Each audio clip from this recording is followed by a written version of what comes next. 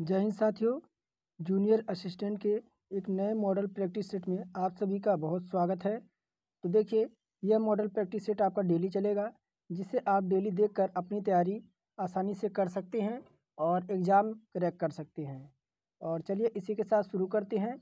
और यहाँ जो है सबसे पहले हम हिंदी कवर करेंगे, हिंदी के बाद हम रीजनिंग, और रीजनिंग के बाद हम जीके, और जीके के बाद आपका कंप्यूटर, और कंप्यूटर के बाद हम यूपी स्पेशल देखेंगे।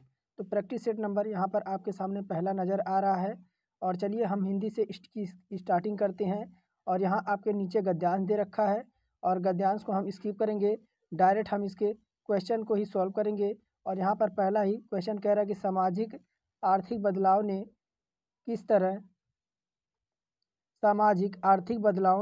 किस तरह वाहनों को प्रभावित किया है। तो यहाँ पर बात कर रहे हैं आपका, देखिए गद्यांश के अकॉर्डिंग यहाँ पर हो जाएगा कि देखिए ऑप्शन नंबर सी हो जाएगा, हल्के वाहनों का प्रयोग होने लगा। सामाजिक सांस्कृतिक, देखिए यहाँ पर सामाजिक आर्थिक बदलावों ने किस तरह का वाहनों का जो है प्रभावित किया है। तो यहाँ पर ऑप्शन नंबर सी हो जाएगा, सांस्कृतिक और आर्थिक माहौल में बदलाव के कारण हल्के वाहनों का निर्माण इस्तेमाल होने लगा। तो यहाँ पर हम क्या करेंगे, ऑप्शन नंबर सी हम गद्यांश के अकॉर्डिंग लगा देंगे।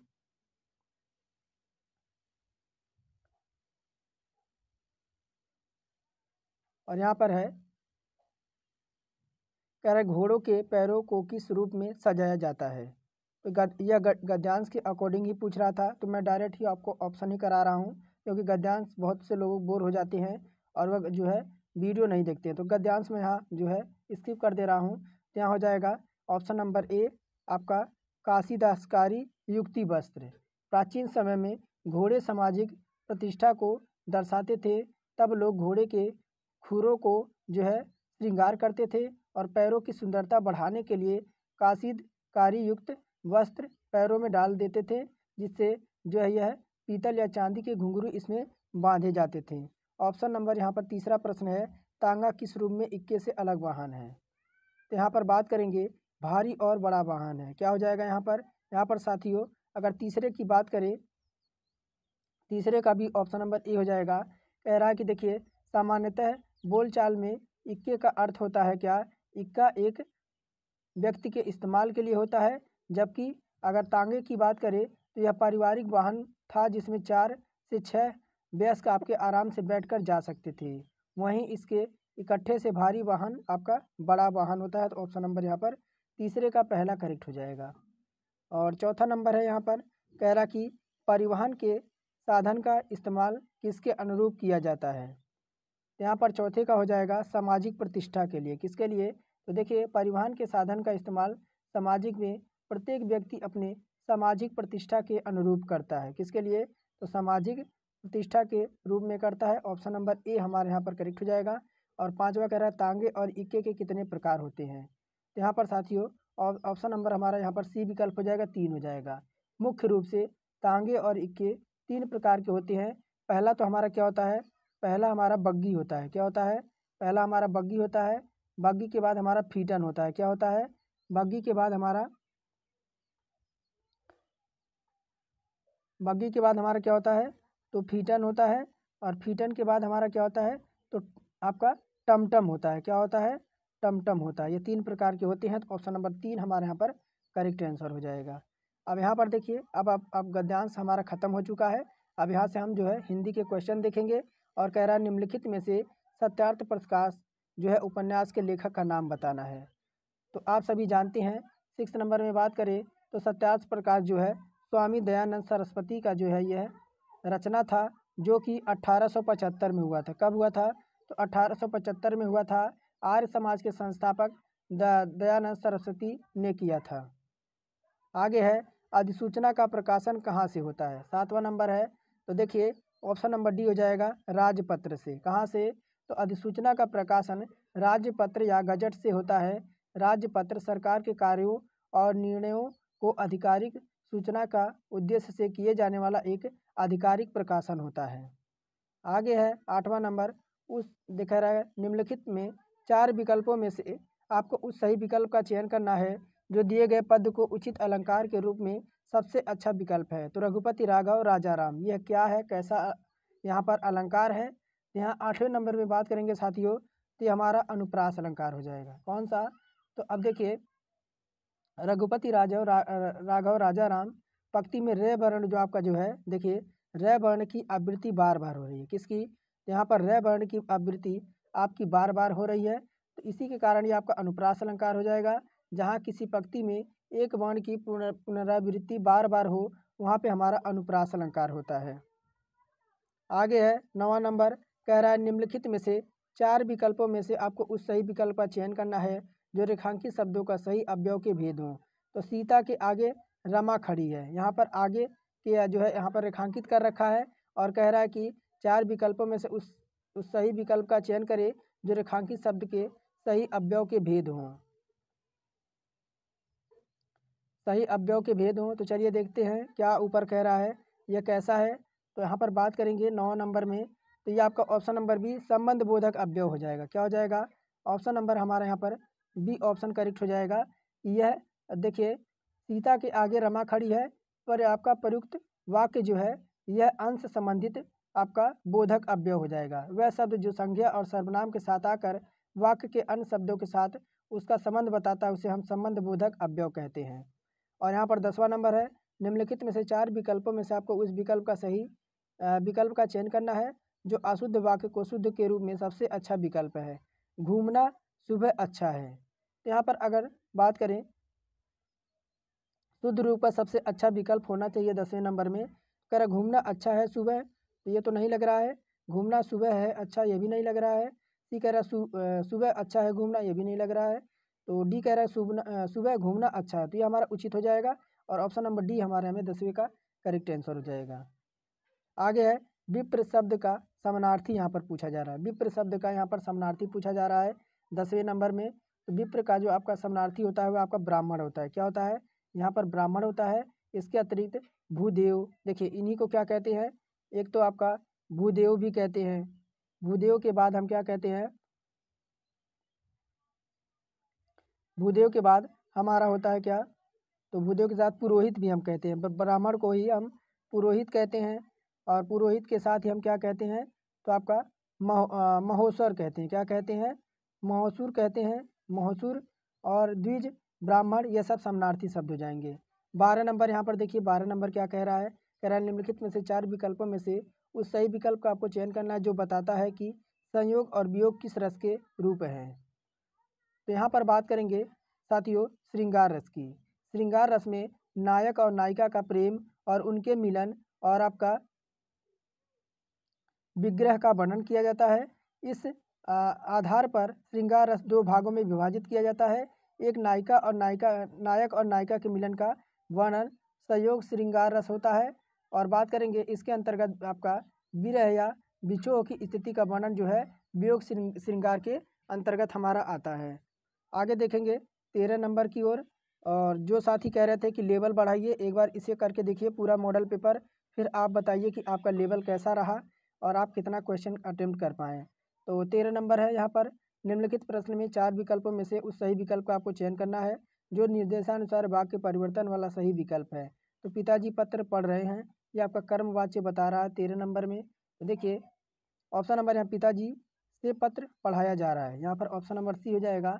कि अगर बात करेंगे 13 नंबर में, तो जिस वाक्य में कर्म की प्रधानता होती है उसे हम कर्मवाच्य कहते हैं। पिताजी पत्र पढ़ रहे हैं और वाक्य का क्रमवाच्य में अगर परिवर्तित करना हो तो यहाँ हो जाएगा पिताजी पत्र पढ़ाया जा रहा होगा। तो यहाँ पर जो है ऑप्शन नंबर सी हमारे यहाँ पर राइट आंसर हो जाएगा। आगे है योजक चिन्ह का सही उदाहरण इसमें कौन सा है। योजक चिन्ह का यहाँ पर उदाहरण इसमें कौन सा है, तो शिव जी और शिवेश भाई बहन हैं। तो यहाँ पर क्या हो जाएगा, ऑप्शन नंबर पहला ही हो जाएगा कि योजक चिन्ह 2 शब्दों के जोड़ने का अर्थ करता है जिसका प्रयोग से 2 समासिक पदों के द्वंद्व समाज में लगातार 2 बार आने वाले शब्दों का मध्य किसी तुलना करना या समानता बताने के लिए किया जाता है। यहाँ पर शिव जी और शिवाजी भाई बहन हैं, यह योजक चिन्ह का उचित प्रयोग किया जाता है। आगे आइए 15 नंबर कह रहा है निम्नलिखित में से 4 विकल्प दिए गए हैं और सही विकल्प वाला पहचानना है आपको। 15 नंबर था ये और सही विकल्प यहाँ पर आपको पहचानना है। 15 नंबर में सप्त सिंधु, सप्त सिंधु का यहाँ पर अर्थ पूछा जा रहा है, सप्त सिंधु का। तो यहाँ पर देखिए सप्त सिंधु आपका 15 नंबर है। और सप्त सिंधु में बात करें समासिक पद का उचित अगर समास विग्रह हम करते हैं तो 7 सिंधुओं का समूह होगा। क्या हो जाएगा साथियों, यहाँ पर हमारा ऑप्शन नंबर बी 7 सिंधुओं का यहाँ पर हमारा समूह हो जाएगा। और जिसमें अगर बात करें यह द्विगु समास हो जाएगा। और द्विगु समास में पूर्व पद आपका क्या होता है, पूर्व पद साथियों आपका संख्यावाचक होता है और किसी वस्तु के समाहार का यह बोध कराता है। 16 नंबर है, निम्नलिखित प्रश्न में 4 विकल्पों में से आपके रेखांकित पद के उचित कारक का जो है पहचान करना है। बोतल में दूध बचा है, यानी आपका यहाँ पे मैं पे आपका क्या लगा रखा है, रेखांकित कर रखा है। अब यहाँ पर कह रहा है कि यह अधिकरण कार्य हो जाएगा। का अधिकरण का चिन्ह क्या होता है, तो मे पर होता है। क्या होता है, बोतल में दूध बचा है, वाक्य में रेखांकित पद आपका अधिकरण कारक चिन्ह है। जिस समास से क्रिया के आधार का बोध होता है उसे साथियों हम अधिकरण कारक कहते हैं। तो यहाँ पर अगर करें तो कर्ता ने कर्म को कर्म कर्ण से अधिकरण में पर, तो यहाँ पर देखिए में लगा हुआ है, इसे आपका अधिकरण कारक ये हो जाएगा। 17 नंबर है, निम्नलिखित में से 4 विकल्पों आपका दे रखा है। कह रहा क्रिया का सही रूप वाला वाक्य आपको पहचानना है। स्कूल बस 5 मिनट में यहाँ पर देखा रहा, कह रहा कि मैं आ गई, मैं आएगी, मैं आके गई और मैं आके चली गई। तो स्कूल बस 5 मिनट। तो यहाँ पर 17 नंबर में उचित अगर क्या लगाएंगे तो यहाँ पर हम ऑप्शन नंबर बी लगा देंगे। अब यहाँ पर है आना जो आपका सामान्य भविष्य काल है, तो यहाँ पर हम लगा देंगे option number B, school bus 5 minute में आ गई। ऑप्शन नंबर यहाँ पर बी हमारे यहाँ पर 17 नंबर में करेक्ट हो जाएगा। और यहाँ पर 18 नंबर कह रहा है निम्नलिखित प्रश्न में वाक्यों की संरचना के आधार पर उनके भेद बताना है। रवि दीवार रंगने लगा, क्या कह रहा है 18 नंबर में, कह रहा है निम्नलिखित में वाक्यों की संरचना के आधार पर उनका भेद बताना है। यानी रवि दीवार रंगने लगा तो एक कृदंत क्रिया है, पूर्वकालिक क्रिया है, नाम धातु है या संयुक्त क्रिया है। तो इस तरह का क्वेश्चन साथियों पूछा जाए तो यहाँ पर संयुक्त क्रिया हो जाएगी। अब यह बात करेंगे रवि दीवार रंगने लगा वाक्य में संयुक्त क्रिया है और जो क्रिया किसी दूसरे क्रिया या अन्य शब्द भेद के योग से बनती है उसे हम संयुक्त क्रिया कहलाती है। ऑप्शन नंबर हम डी यहाँ पर साथियों करेक्ट कर देंगे 18 नंबर में। और आगे बढ़ जाते हैं 19 नंबर में। और 19 नंबर यहाँ हमारा कह रहा है कि निम्नलिखित में से 4 विकल्पों में से दिए गए शब्द का सही पुल्लिंग वाला रूप आपको बताना है, कुम्हार का। तो अब साथियों अगर आपको जो है इसका PDF चाहिए तो आप मुझे कमेंट करिएगा। मैं आपको टेलीग्राम अगर आपने ज्वाइन किया है और नहीं किया है तो आप टेलीग्राम ज्वाइन कर लीजिए। अगर आपको इसका PDF चाहिए फुल आपका सल्यूशन के साथ तो मैं टेलीग्राम पर इसका PDF प्रोवाइड करा दूंगा। बस आप यूट्यूब पर कमेंट कीजिए इस वीडियो के माध्यम से, तो मैं आपको जो है इसका पूरा PDF आपको जो है टेलीग्राम पे प्रोवाइड करा दूंगा। अब यहाँ हम 19 नंबर कर रहे हैं, निम्नलिखित प्रश्न में 4 विकल्पों में से दिए गए शब्द का सही पुल्लिंग रूप आपको बताना है। कुम्हार का यहाँ पर आपको पुल्लिंग आपका विकल्प चुनना है। तो कुम्हार आपका पुल्लिंग है।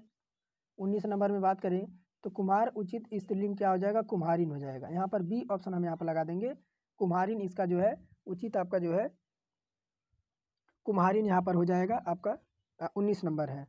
यहाँ पर हम कुम्हारिन का हो जाएगा। अब इन प्रत्यय का प्रयोग करके जो है स्त्रीलिंग बनाया जाता है। अगर हम इन आपका प्रत्यय लगा हुआ है ना, इन प्रत्यय लगाकर हम कुम्हारिन लगा दिया या स्त्रीलिंग बन गया। अब हम 20 नंबर देखते हैं, कह रहा शुद्ध वर्तनी का यहाँ पर आपको चयन करना है।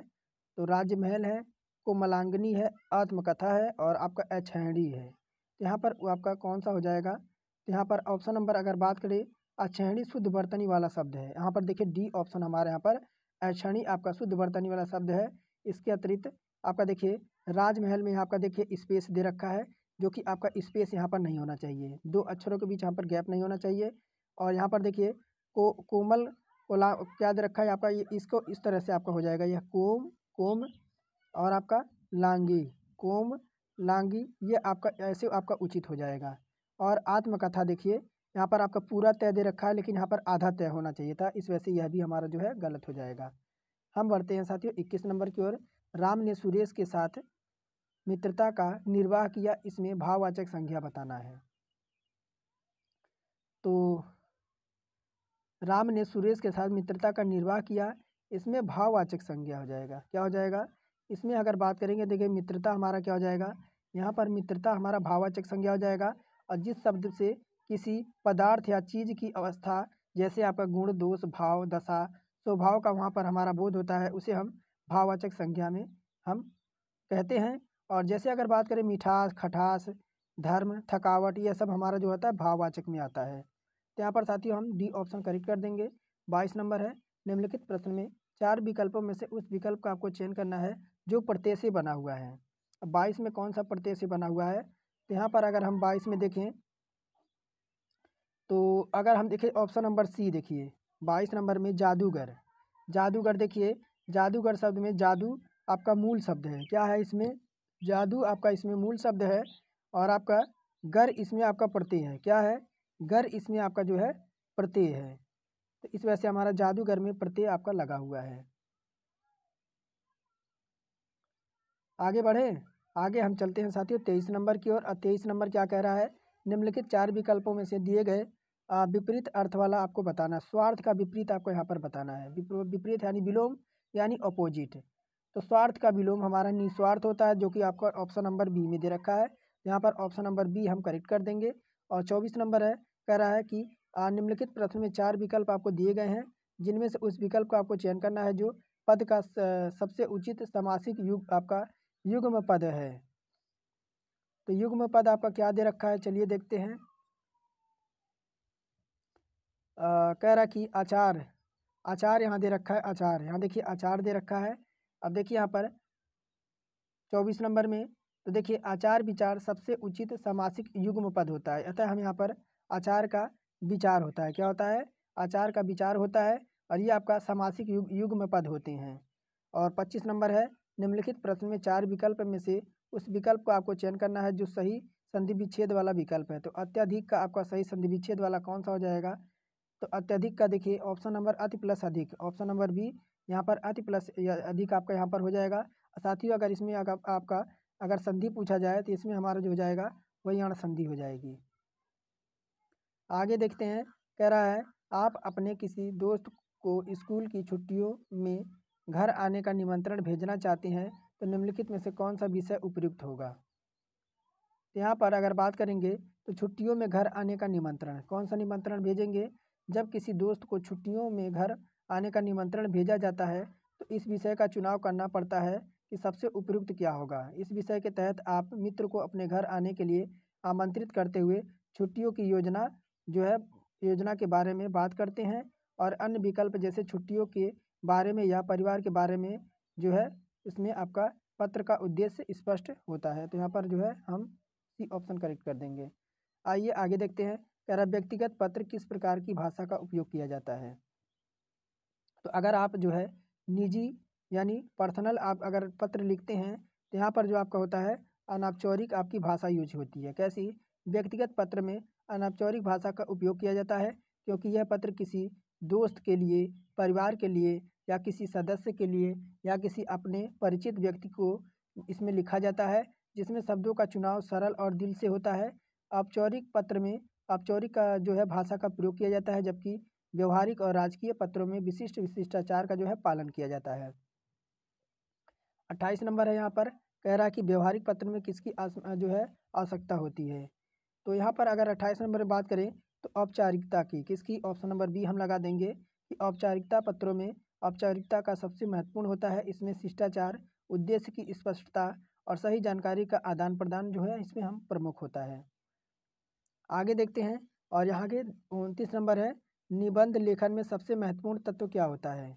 29 नंबर में तो यहाँ पर देता है विषय की स्पष्टता। देखिए निबंध लेखन में सबसे महत्वपूर्ण तत्व विषय की स्पष्टता होती है। जब आप निबंध लिखते हैं तो सबसे पहले यह जरूरी होता है कि आप द्वारा जो चुनाव विषय है उसके स्पष्ट और सटीक विचार जो है इसमें आपका महत्व रखता है। अद्भुत की अंग्रेजी में एकल शब्द आपका क्या होगा, अद्भुत। अद्भुत का हमारे यहाँ पर क्या हो जाएगा साथियों, आपका अमेजिंग, क्या हो जाएगा, अमेजिंग हो जाएगा। यहाँ पर जो है अद्भुत का अर्थ हमारा आश्चर्यजनक होता है। क्या होता है, आश्चर्यजनक होता है, या आप हम अविश्वसनीय भी कह सकते हैं। यह एक आपका सकारात्मक विशेषण होता है जिसके अंग्रेजी में हम अमेजिंग बोलते हैं। अब चलिए हम जो है रीजनिंग सॉल्व करते हैं। यहाँ पर कह रहा है कि प्रश्न में 2 कथन दे रखे हैं, उसके बाद आपके 3 निष्कर्ष दे रखे हैं। आपको यह कथन का सत्य मानना है, भले ही वह आमतौर पर ज्ञात तथ्यों से अलग प्रतीत होते हों। और आपको यह तय करना है कि निष्कर्षों में कौन सा निष्कर्ष दिए गए कथन का जो है अनुसरण करता है।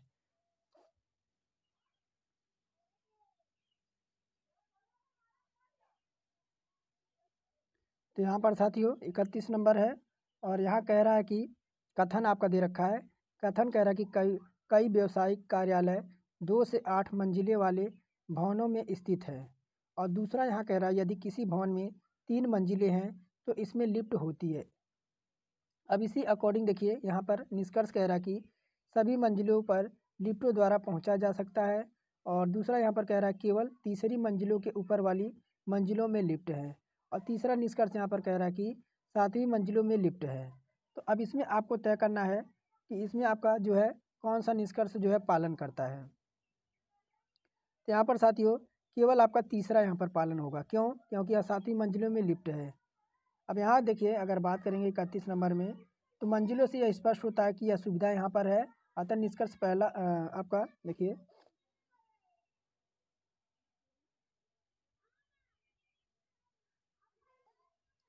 इसमें साथियों अगर बात करें हमारा तीसरा जो है केवल तीसरा अनुसरण जो है आपका इसमें कर रहा है। क्योंकि उल्लेखित यह होता है यदि किसी भवन में आपका देखिए यदि किसी भवन में यदि किसी भवन में 3 मंजिलें हैं तो इसमें जो है लिफ्टों की सुविधा है। अतः निष्कर्ष आपका 1 और 2 तो आपका नहीं इसमें अनुसरण कर रहे हैं, लेकिन आपका तीसरा इसमें जो है आपका अनुसरण कर रहा है। आगे कह रहा है कि आपका 32 नंबर है, आपका 31 हो गया ना। 32 नंबर है उस आकृति को आपको चुनना है जो बाकी आकृतियों से यहाँ पर अलग है। बाकी आकृतियों वाला जो है आपको अलग करना है। यहाँ पर ए देखिए, बी देखिए, सी देखिए और डी देखिए। इनमें आकृति आपकी अलग कौन सी दिख रही है।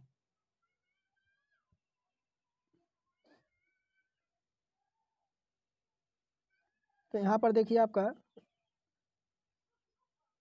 एच इसमें भी है, एच इसमें भी है। तो एक्स 1 मिनट देखने दीजिए। तो इसको ध्यान से देखिए। इसमें अगर बात करें आपका भिन्न की तो ऑप्शन नंबर यहाँ पर सी हो जाएगा। क्योंकि बाकी आकृतियाँ अगर देखिए आप तो टी आकृति इसमें आपका है, लेकिन इन सभी में आपका देखिए किसी में टी आकृति नहीं मिल रही है। क्या इसमें टी आकृति है कहीं पे? नहीं है। इसमें देखिए टी आकृति कहीं नहीं है, ना ही आपका इसी में है। तो केवल आपका ऑप्शन नंबर सी में है, इसी को हम अलग कर देंगे। अब यहाँ पर हम देखेंगे 33 नंबर कह रहा दिए गए विकल्पों में से आपका जो है संबंधित शब्द का युग्म का चयन करना है। बंदूक का संबंध यहाँ पर गोली दे रखा है, तो टॉर्च का संबंध यहाँ पर पूछा जा रहा है। तो यहाँ पर साथी हो जाएगा बैटरी। बैटरी क्यों हो जाएगी? क्योंकि जिस प्रकार बंदूक में गोली भरी जाती है ठीक उसी प्रकार टॉर्च में बैटरी भरी जाती है। आगे देखिए, आगे आपका कह रहा है 125 का संबंध आपका 3 से दे रखा है और 5 का संबंध यहाँ पर किससे दे रखा है आपका 14,641 का, तो 4 का संबंध यहाँ पूछ रहा है। तो यहाँ पर साथियों अगर हम क्या कर दें तो आपका देखिए 5 है यहाँ पर, 5 है आपका यहाँ पर। अगर हम क्या कर दें तो 5 का क्यूब कर दें। 5 का क्यूब तो हमारा आप सब जानते हैं 5 का क्यूब आपका 125 होता है। कितना होता है? 5 का क्यूब आपका 125 होता है। उसी प्रकार 5 का क्यूब आपका 125 होता है। और फिर हम क्या करेंगे,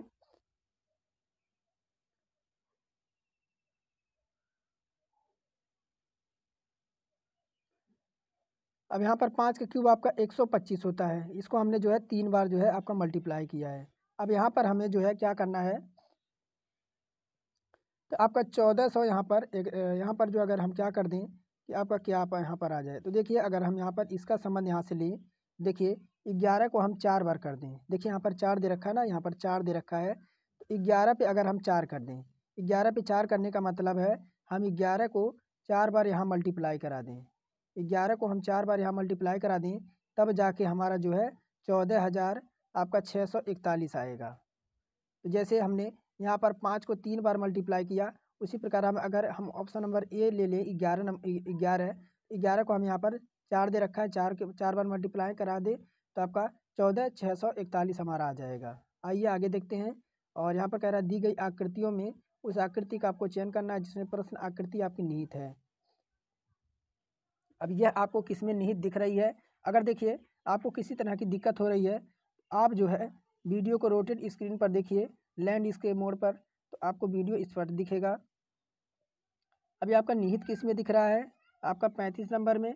तो अगर बात करें इसमें देखिए सी आकृति में नहीं दिख रही है क्या, तो सी आकृति देखते हैं। जैसे आपका यहाँ से ये आया, फिर इसको हम क्या कर दें, तो ये 1 मिनट, यहाँ से ये आया, इसके बाद यहाँ से ये आया, उसके बाद ऐसे गया, उसके बाद आपका ऐसे आया। तो ऑप्शन नंबर सी में ये आकृति दिखाई दे रही है। ऑप्शन नंबर सी हमारा साथी यहाँ पर जो है राइट हो जाएगा।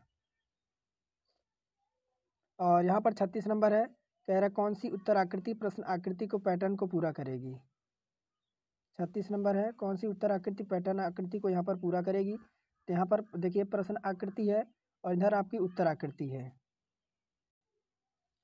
तो कौन सा आकृति जो है इसे पूर्ण करेगी। तो यहाँ पर साथियों अगर इस आकृति की बात करें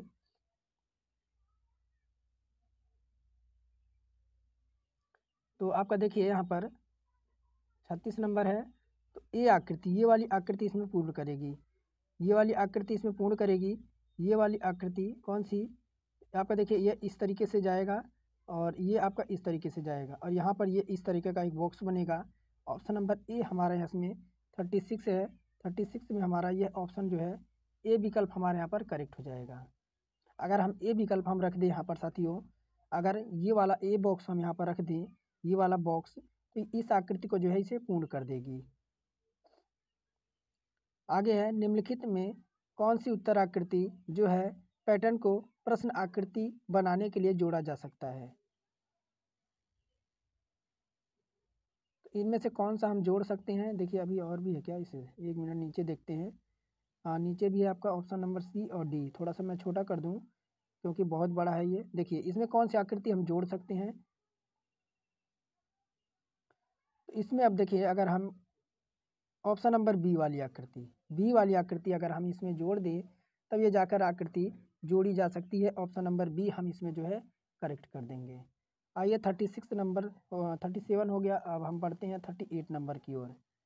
और यहाँ पर कह रहा है कि उस आकृति का आपको किस घन की, कह रहा उत्तर आकृति में किस घन को प्रश्न आकृति में फैले हुए घन के आधार पर नहीं बनाया जा सकता है।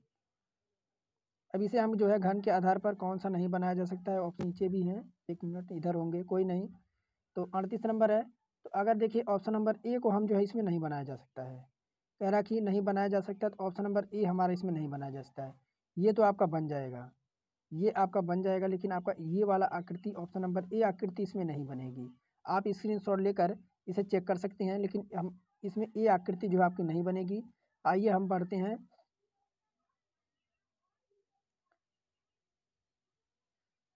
अब देखिए 39 से 41 तक प्रश्नों का उत्तर देने के लिए आपको जानकारी पढ़ना है।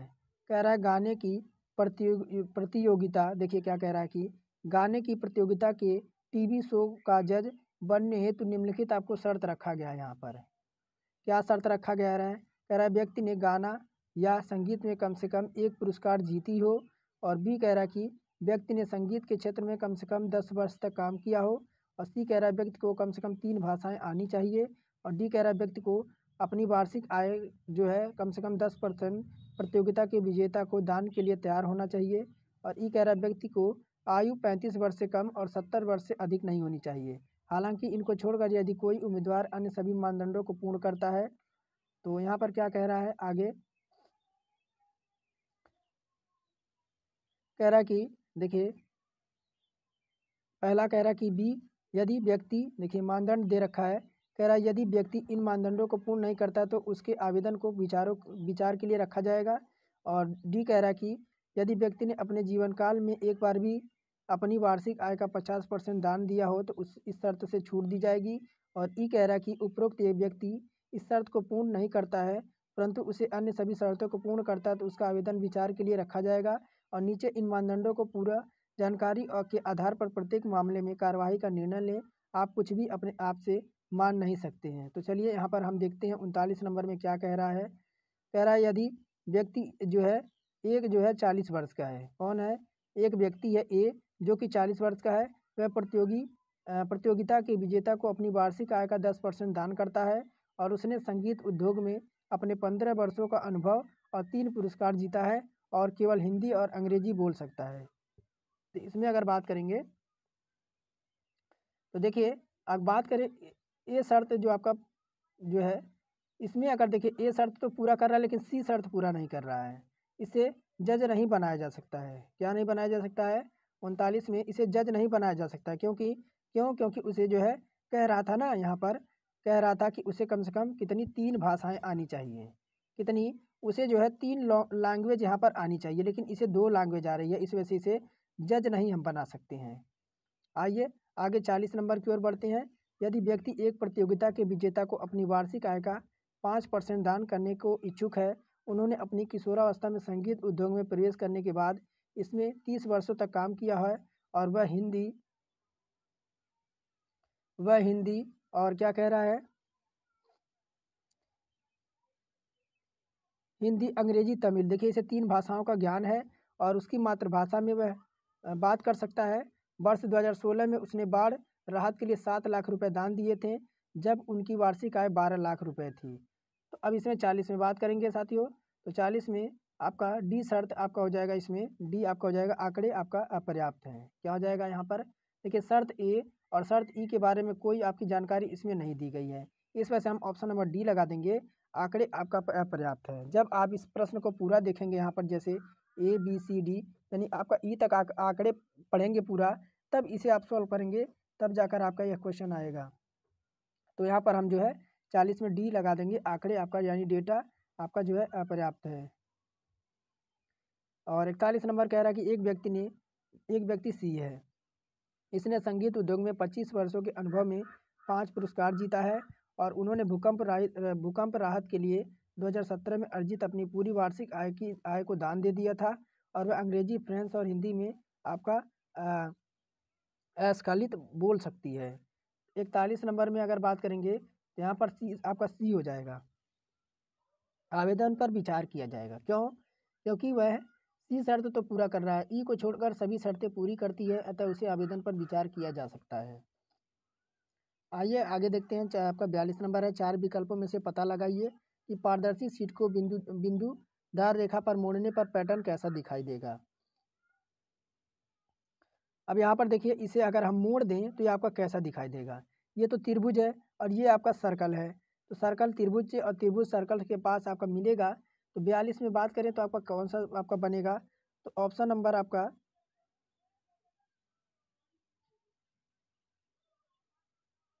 तो यहाँ पर देखिए आपका अगर बात करें तो इसमें 42 नंबर है, 42 में आपका ये वाली आकृति बनेगी, ये वाली, जो कि आपकी तीसरी आकृति दे रखा है। ये वाली आकृति आपका ये वाली आकृति इसमें बन जाएगी। क्यों? क्योंकि त्रिभुज देखिए इस तरीके का है। किस तरीके का त्रिभुज इसमें दे रखा है? त्रिभुज आपका इस तरीके से है। तो देखिए इसमें भी तो आपका घूम गया है दूसरी साइड, और इसमें देखिए इसमें आपका त्रिभुज जब आपका यह मोड़ने पर आपका पारदर्शी तरीके से होगा ना, तो इसमें जो आपका हो जाएगा ऑप्शन नंबर तीसरा ही होगा। ऑप्शन नंबर तीसरा हम इसमें हमारा जो है ऑप्शन नंबर बी आपका करेक्ट हो जाएगा। आगे आपका ब्लड रिलेशन से है, कह रहा ए बी की बहन है। क्या कह रहा है यहाँ पर? आपका 43 नंबर है, ए बी की बहन है। ए जो है देखिए यहाँ पर ए जो है आपका वह किसकी? तो बी की बहन है। ए बी की बहन है। फिर कह रहा है सी बी की माँ है। कौन है? तो यहाँ पर सी जो है इसकी माँ है, सी इसकी माँ है। फिर कह रहा है डी सी का पिता है। कौन? तो डी जो है वह सी का पिता है, डी सी का पिता है यहाँ पर कह रहा है। फिर कह रहा है कि ई डी की माँ है, ई इसके ऊपर हो जाएगी ई, यह इसकी माँ हो जाएगी। क्या हो जाएगी? इसकी भी माँ हो जाएगी यह। फिर कह रहा ए डी से कैसे संबंधित है। यहाँ पर कहाँ पर ए है? ए यहाँ पर है और डी यहाँ पर है। ए डी से कैसे संबंधित है? तो यहाँ पर बात करेंगे ए डी की पोती हो जाएगी। क्या हो जाएगी?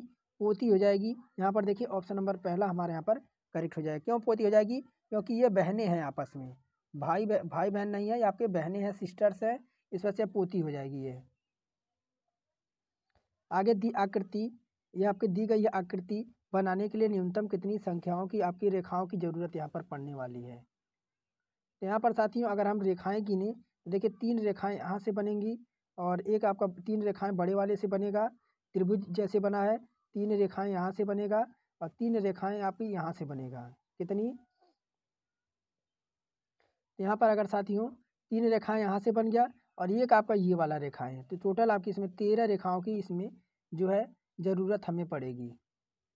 आगे देखते हैं, कह रहा है यदि एक दर्पण पर अगर एमन रेखा पर रखा जाए तो आपका जो है सही दर्पण प्रतिबिंब आपका कौन सा होगा। अगर इसे दर्पण प्रतिबिंब पर देखिए, इसे हम दर्पण प्रतिबिंब पर रखें, इसको देख लीजिए ध्यान से।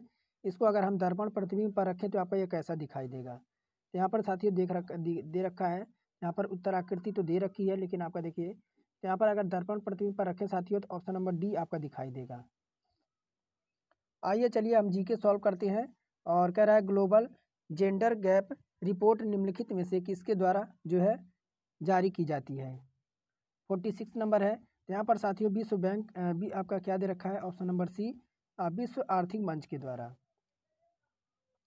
ग्लोबल जेंडर मैप रिपोर्ट विश्व आर्थिक मंच के द्वारा जारी किया जाता है। ये 4 प्रमुख आपका आयामों में लैंगिक समानता की दिशा में प्रगति पर देशों का मूल्यांकन करता है। और यहाँ पर कह रहा है कि ग्रीन वॉशिंग, देखिए ग्रीन वॉशिंग शब्द का प्रयोग पहली बार वर्ष 1986 में एक अमेरिकी आपके पर्यावरणविद और शोधकर्ता द्वारा किया गया था। उनका जो है नाम क्या था। तो यहाँ पर उनका नाम पूछा जा रहा साथियों, तो आपका वेस्टरवेल्ड था। क्या था, देखिए ग्रीन वॉशिंग शब्द का प्रयोग पहली बार 4 वर्ष 1986 में 1986 में आपका किया गया था और यह अमेरिकी पर्यावरणविद और शोधकर्ता जे वेस्टरवेल्ड द्वारा जारी किया गया था। आगे आइए देखते हैं 48 नंबर, कह रहा निम्नलिखित में से ग्रीन हाउस गैस है, इनमें से ग्रीन हाउस गैस कौन सा है। तो 48 नंबर में बात करेंगे साथियों, तो ग्रीन हाउस गैस इसमें जो हो जाएगा आपका ऑप्शन नंबर डी आपका देखिए उपरोक्त सभी हो जाएंगे। देखिए ग्रीन हाउस गैस यानी GHG, देखिए इसमें ऐसी गैस होती है जो तापीय अवरक्त तरंग दैर्ध्य पर विकिरण ऊर्जा को अवशोषित और उत्सर्जित करती है। इसमें ग्रीन हाउस प्रभाव उत्पन्न होता है। पृथ्वी के वायुमंडल में प्राथमिक gas carbon dioxide CO2 methane CH4 और अन्य नाइट्रस ऑक्साइड यानी N2O और ओजोन यानी O3, यह सब ग्रीन हाउस गैसें जैसे कार्बन मोनोऑक्साइड होती हैं। तो यहाँ पर साथियों हम सभी के सभी यहाँ पर 48 है, 48 में डी ऑप्शन हम यहाँ पर करेक्ट कर देंगे। आगे देखिए, आगे है हमारा क्या कह रहा है,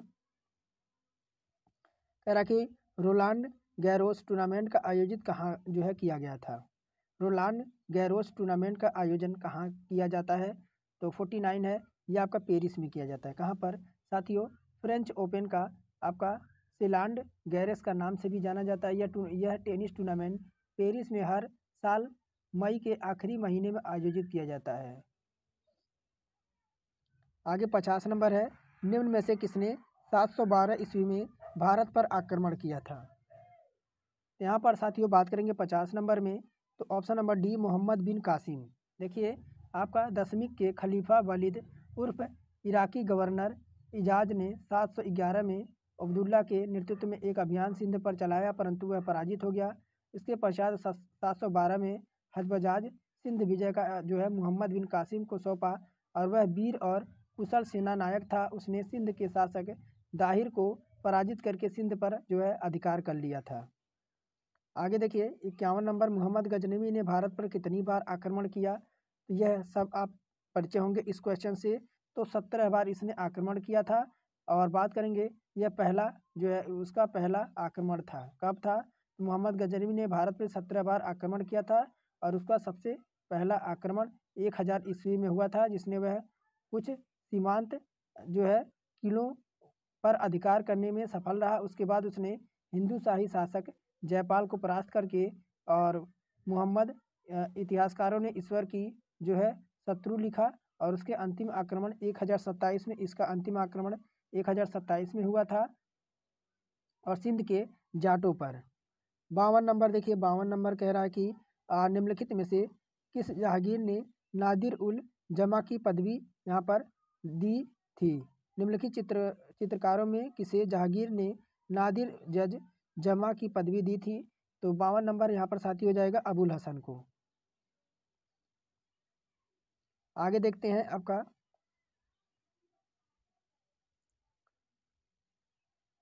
कह रहा पंजाब के विलय के पश्चात पंजाब पर शासन करने के लिए निम्नलिखित में से कौन 3 परिषद का सदस्य नहीं था। 43 नंबर है, तो यहाँ पर बात करेंगे साथियों, ये ऑप्शन नंबर आपका HM एल्यूट हो जाएगा। देखिए बात करेंगे 53 नंबर में, तो 1849 में, कब? तो 1849 में जो है लॉर्ड डलहौजी द्वारा पंजाब विलय के बाद इस पर शासन करने के लिए 3 सदस्यों का एक समिति गठन किया गया। इस समिति में सर हेनरी लॉरेंस अध्यक्ष और जॉन लॉरेंस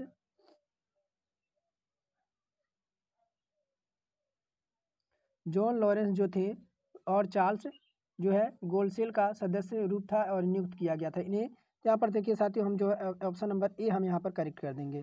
कह रहा है निम्नलिखित समाज सुधारकों में से कौन संस्कृत भाषा में प्रवीणता के लिए जाना जाता है। तो यहाँ पर हम बात करेंगे, तो आपका देखिए बात करेंगे स्वामी दयानंद सरस्वती, राजा राम मोहन राय और कलकत्ता के संस्कृत कॉलेज के आचार्य ईश्वर चंद्र विद्यासागर की संस्कृत भाषा में अच्छी पकड़ थी। तो यहाँ सारे के सारे जो है संस्कृत के अच्छे जो है कुशल थे।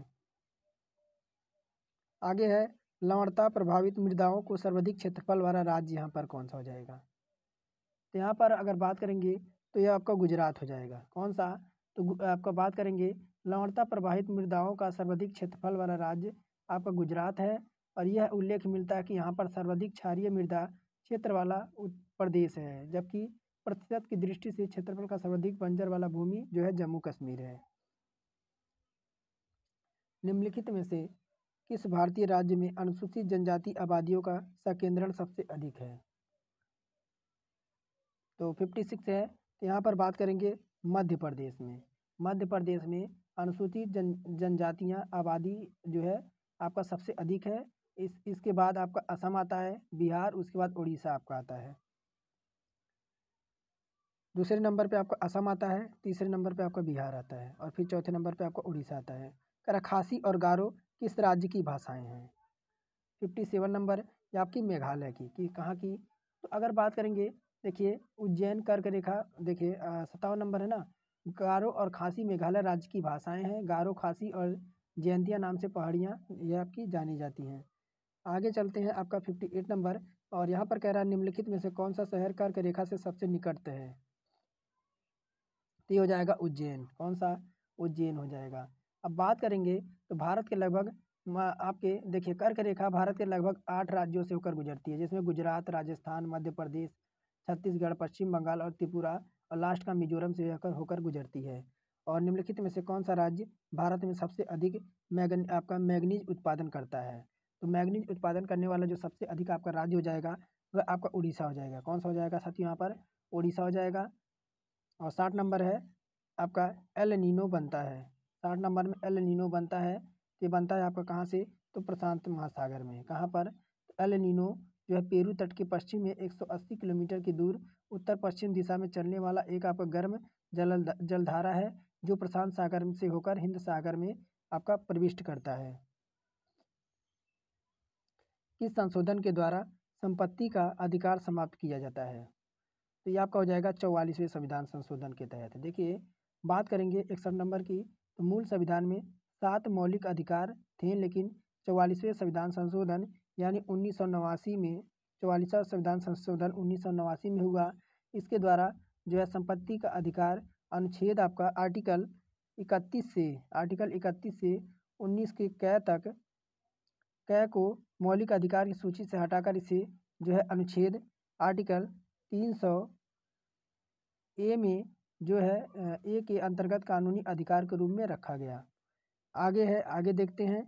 और यहाँ पर कह रहा है कि निम्नलिखित में से कौन सा संसद का भाग नहीं है। तो 42 नंबर है और 62 नंबर है।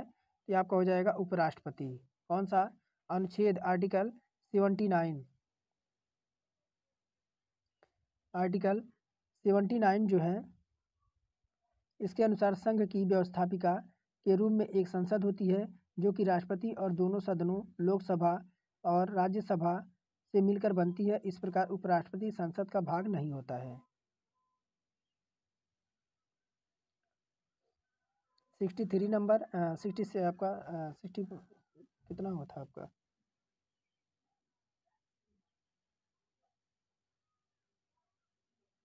63 था ना। एक मिनट देखने दीजिए कहाँ है 63।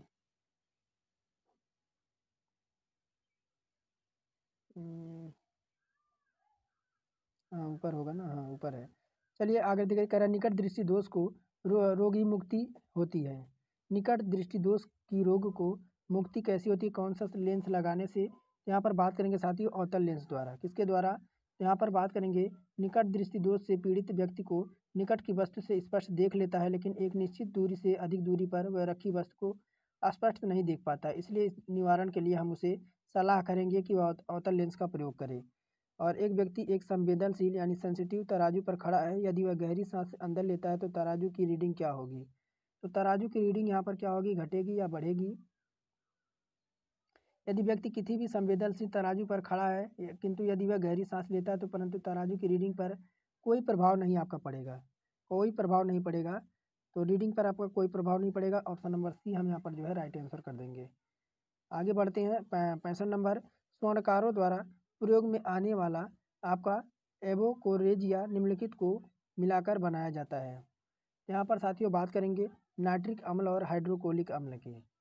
आपका स्वर्णकारों द्वारा यानी जो आपके सुनार होते हैं इनके द्वारा प्रयोग में आने वाला आपका क्या, एक्सपोरेजिया नाइट्रिक अम्ल और हाइड्रोक्लोरिक अम्ल यानी HCl प्लस आपका HNO3 इन दोनों को मिलाकर किसमें, तो 3:1 में मिलाकर बनाया जाता है। आगे चलिए हम कंप्यूटर देखते हैं और यहाँ पर 65 नंबर से कंप्यूटर है। कह रहा है यहाँ पर BOIS का मतलब क्या है? BOIS का यहाँ पर फुल फॉर्म पूछा जा रहा है। तो यहाँ पर हो जाएगा बेसिक इनपुट आउटपुट सिस्टम। क्या हो जाएगा? अब बेसिक इनपुट सिस्टम जब कंप्यूटर को चालू करना होता है तो आपका रैम यानी रोम को यानी रैंडम वनली मेमोरी आपका संग्रहित आपका बायोस में सॉफ्टवेयर कंप्यूटर के प्रत्येक हार्डवेयर की जांच करता है और ऑपरेटिंग सिस्टम को यह प्रारंभ करता है। तब विभिन्न हार्डवेयर युक्तियों को आपका यह संकलन करके स्थापित करता है और एक प्रकार के कनेक्टर को एक मॉडल में एक टेलीफोन लाइन प्लग करने के लिए आपका प्रयोग किया जाता है। तो यहाँ पर साथियों बात करेंगे किसकी, तो आपका RJ11 की। किसकी? RJ11 या RJ11 यह रजिस्टर्ड कनेक्टर का एक मॉडम और टेलीफोन लाइन प्लग के लिए उपयोग किया जाता है। आगे है एक कंप्यूटर प्रणाली के 4 बुनियादी कार्य हैं। एक कंप्यूटर प्रणाली के 4 बुनियादी कार्य क्या क्या होते हैं? तो यहाँ पर बात करेंगे इनपुट, प्रोसेसिंग, उत्पादन और भंडारण। क्या हो जाएगा? देखिए यह इनपुट होता है और आपका प्रोसेसिंग होता है, उसके बाद आपका उत्पादन और उसके बाद आपका क्या होता है, आपका भंडारण होता है। 69 नंबर है स्मृति का कम से कम आपका अधिगम काल है, एरेस्ट टाइम है। स्मृति यानी आपका मेमोरी। यहाँ पर हम बात करेंगे 69 नंबर में आपका कैश का। किसका? कैश का। देखिए कैश स्मृति कम से कम आपका अधिगम काल यह केंद्रीय प्रोसेसिंग इकाई यानी CPU द्वारा मुख्य मेमोरी का बीच का भाग होता है जिसका उपयोग बार बार उपयोग करने वाले डाटा और निर्देश को संग्रहित करने में किया जाता है।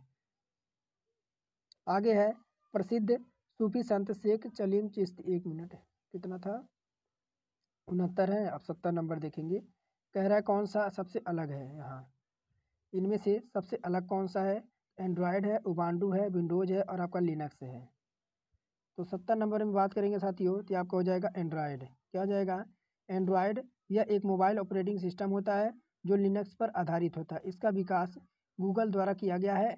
एंड्रॉयड का विकास मुख्य रूप से टच स्क्रीन मोबाइल के लिए किया जाता है, लेकिन उबांडू एक लिनक्स डिस्ट्रीब्यूशन है जो अक्टूबर 2004 में आया था।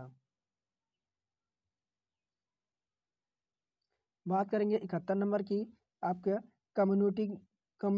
कम्युनिटिंग में डैश डैश जो गणित और तार्किक कार्रवाई करता है, जो एक गणितीय तर्क आपका ALU यानी अर्थमेटिक लॉजिक यूनिट कहा जाता है। तो ये आपका होता है क्या? Digital circuit. क्या हो जाता है? तो आपका कंप्यूटिंग में डिजिटल सर्किट को गणित और तार्किक कार्रवाई करता है, उसे एक गणितीय तर्क इकाई ALU कहा जाता है। इसका कार्य आपका मूलभूत होता है, जैसे इसी गणनाएँ करने के लिए इसका होता है, जैसे हम जोड़, घटाना, गुणा, भाग या कुछ लॉजिकल कार्य बराबर करता है या कम भी करता है या अधिक भी करता है। इसे संपादित भी करता है और कंट्रोल यूनिट से निर्देशों के अनुसार यह कार्य करता है। यहाँ कह रहा है कि DVD का अर्थ यहाँ पर मतलब क्या है? DVD का यहाँ पर मतलब क्या है 72 नंबर में? तो आपका होता है DVD का मतलब होता है डिजिटल वर्सेटाइल डिस्क। क्या हो जाता है? Digital versatile disc. यहाँ पर ऑप्शन नंबर सी हमारा करेक्ट हो जाएगा। और ये ऑप्टिकल डिस्क तकनीक के CD-ROM की तरह होती है इसकी न्यूनतम आपकी 4.7 GB 4.7 GB एक लंबाई की फिल्म में संग्रहित किया जाता है। इसका मुख्य उपयोग वीडियो और डेटा को भंडारण करना है। आगे है आपका क्या है OSI का पूर्ण रूप यहाँ पर क्या है OSI का यहाँ पर पूर्ण रूप क्या है 73 नंबर में। यहाँ पर देखिए OSI का पूर्ण रूप आपका क्या होता है ओपन सिस्टम आपका इंटरकनेक्शन क्या हो जाएगा open system interconnection. Option number पहला हमारे यहाँ पर करेक्ट हो जाएगा। यह OSI मॉडल पर 7 लेयर सिस्टम होता है।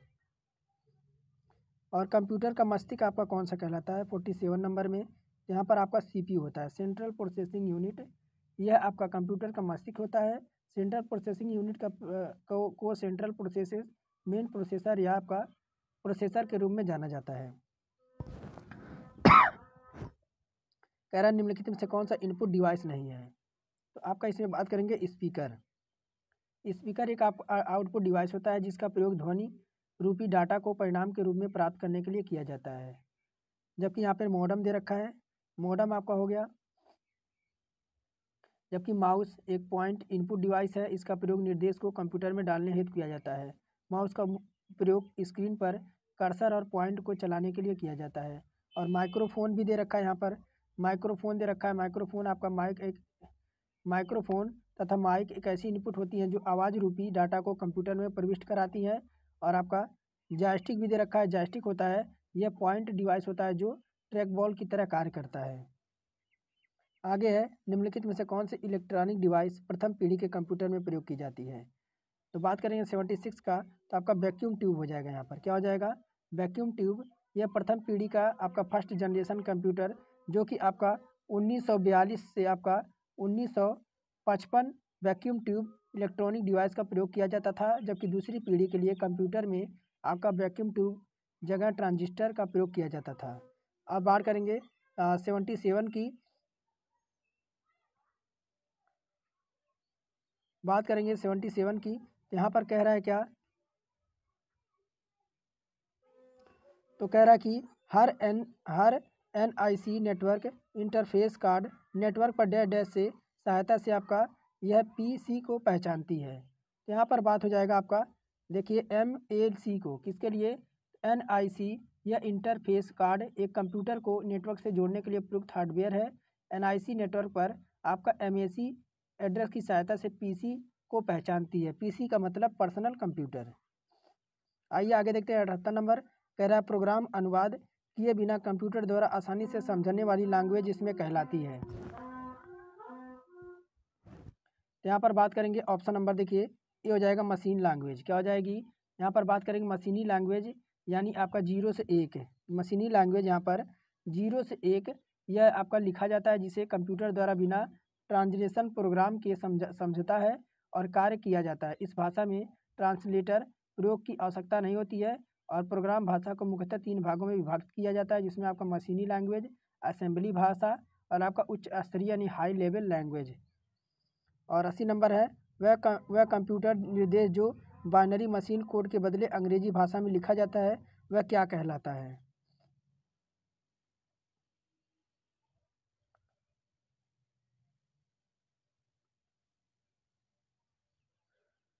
कौन सा है 77 एक मिनट 79 नंबर था ना, एक मिनट कहाँ पे है 79 नंबर।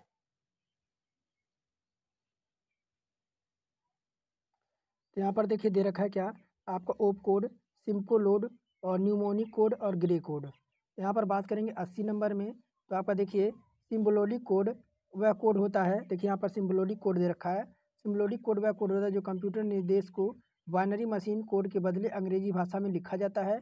और यह ग्रे कोड संख्या को बाइनरी कोड में जो है करने की एक प्रणाली होती है। अब यूपी स्पेशल देखेंगे और कह रहा है उत्तर प्रदेश में किस शहर को भारत की सांस्कृतिक राजधानी के रूप में जाना जाता है। तो साथ ही हो जाएगा वाराणसी शहर को। कौन सा उत्तर प्रदेश के वाराणसी शहर को भारत की सांस्कृतिक राजधानी के रूप में जाना जाता है। वाराणसी को अन्य नाम से काशी के नाम से भी जाना जाता है। यह पवित्र स्थल जहाँ गंगा नदी का आपका जो है यहाँ पर स्थल है। कह रहा कि उत्तर प्रदेश में स्थित भदोही निम्नलिखित में से किस कला के लिए प्रसिद्ध है। तो यहाँ पर बात करेंगे आपका कालीन बुनाई के लिए। किसके लिए? उत्तर प्रदेश में स्थित भदोही कालीन बुनाई के लिए प्रसिद्ध है। इसे कालीन शहर के नाम से जाना जाता है। यहाँ पर दक्षिण एशिया में सबसे अधिक हाथ से कालीन की बुनाई और केंद्र है। भदोही नाम भरद्रोही का अपभ्रंश है। कह रहा निम्नलिखित में से कौन सा उत्तर प्रदेश का राज्य वृक्ष है। तो राज्य वृक्ष की बात करेंगे साथियों यहाँ पर, तो राज्य वृक्ष आपका जो हो जाएगा यहाँ पर अशोक दे रखा है। अशोक उत्तर प्रदेश का राज्य वृक्ष है। इसे सीता अशोक यानी सराक इंडिका के नाम से जाना जाता है। यह रक्त प्रदर अथवा व्याधि शामक गुण होने के कारण आयुर्वेदिक औषध बनाने में इसका प्रयोग किया जाता है। तरह मथुरा निम्नलिखित में से किस जन्मस्थली से ब्रजभाषा के रूप में जाना जाता है। यहाँ पर बात करेंगे आपका भगवान कृष्ण के लिए। मथुरा भगवान कृष्ण की जन्मस्थली है, जिसे ब्रजभाषा के रूप में जाना जाता है। मथुरा और वृंदावन के जुड़वा शहर आज भी भगवान कृष्ण की लीलाओं और बांसुरी की ध्वनि की आपका गूंज से आपकी गूंजती है। राधा कुंड मथुरा का एक बहुत प्रसिद्ध तीर्थ स्थल है, जिसको भारत में वैष्णव के एक प्रमुख तीर्थ स्थानों में से माना जाता है। अकबर का मकबरा निम्नलिखित में से यहाँ पर किस स्थान पर आपका स्थित है। तो अकबर का मकबरा आपका सिकंदरा में। कहाँ पर?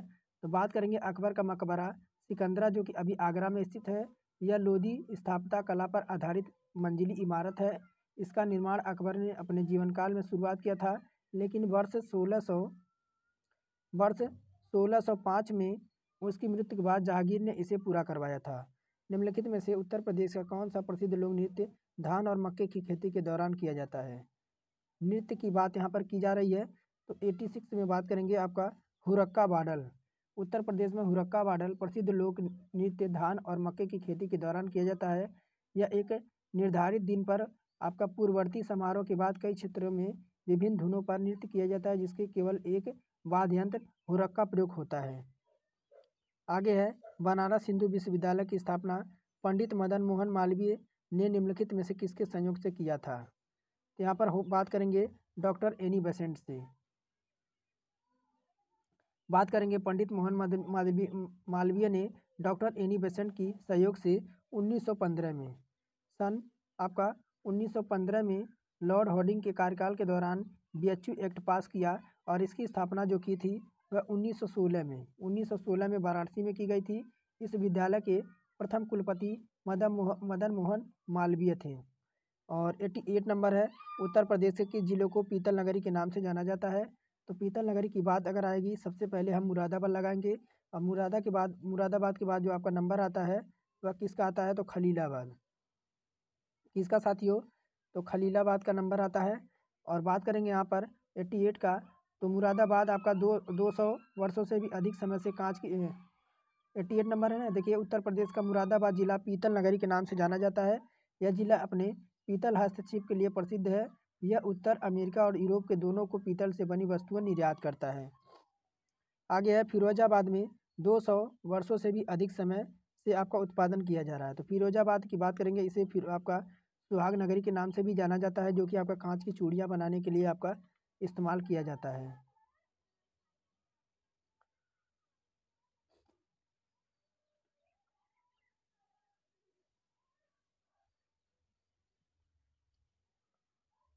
बात करेंगे 90 नंबर प्रसिद्ध सूफी संत शेख सलीम चिश्ती का दरगाह उत्तर प्रदेश के कहाँ पर स्थित है। तो 90 नंबर है, और 90 नंबर में आपका यह हो जाएगा कहाँ पर, तो फतेहपुर सीकरी में। प्रसिद्ध सूफी संत शेख सलीम चिश्ती की दरगाह उत्तर प्रदेश के फतेहपुर सीकरी में स्थित है। ये आगरा से कुछ दूरी पर है। इसका निर्माण मुगल शासक अकबर ने कराया था। यह दरगाह बुलंद दरवाजे के प्रांगण में बनाई गई है। उत्तर प्रदेश का राजकीय फूल आपका यहाँ से कौन सा हो जाएगा, तो आपका बात करेंगे पलाश हो जाएगा। पलाश आपका बात करेंगे 4 जनवरी 2011 को उत्तर प्रदेश का राजकीय पुष्प पलाश या टिशू है। बात करेंगे 92 नंबर महर्षि वाल्मीकि का आश्रम आपका ब्रह्मावर्त में स्थित था, जो वर्तमान में आप कहाँ उत्तर प्रदेश में स्थित है। ये हो जाएगा बिठूर में। उत्तर प्रदेश के महर्षि वाल्मीकि का आश्रम प्राचीन काल में आपका ब्रह्मवर्त में स्थित था, जो वर्तमान में उत्तर प्रदेश के बिठूर, और बिठूर अभी कहाँ पर है, तो कानपुर में। कहाँ पर? बिठूर कानपुर में है। राजकीय कवि मैथिली शरण गुप्त का जन्म उत्तर प्रदेश के कहाँ किस शहर में यहाँ पर हुआ था? तो यहाँ पर बात करेंगे झांसी में। कहाँ पर?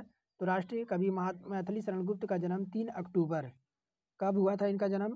तो 3 अक्टूबर आपका 86 को झांसी के चिरगांव में हुआ था। और गुप्त जी खड़ी बोली के महत्वपूर्ण कवि थे। उन्होंने 1954 में पद्म विभूषण से सम्मानित किया गया था। और 94 नंबर है, मथुरा कला विश्वविद्यालय डैश डैश कला के दौरान अपना शीर्ष पर था। तो यह हो जाएगा आपका कुषाण काल में। किसके लिए? यहाँ पर बात करेंगे ऑप्शन नंबर बी कि मथुरा कला विद्यालय पहली शताब्दी में 5वीं शताब्दी के बीच कुषाण काल में अपने शीर्ष पर था। और मथुरा कला परंपरा पूरी तरह से भारतीय तकनीकी पर आधारित है। गुप्त कला का टेराकोटा पक्की मिट्टी के ईंट से बना भीतर गांव मंदिर उत्तर प्रदेश से कहाँ पर आपका स्थित है? तो यह बात करेंगे 95 नंबर में। तो आपका हो जाएगा कानपुर। कहाँ पर? तो गुप्त काल में टेराकोटा यानी पक्की मिट्टी के ईंट से बना भीतर गांव का मंदिर उत्तर प्रदेश से कानपुर जिले में स्थित है।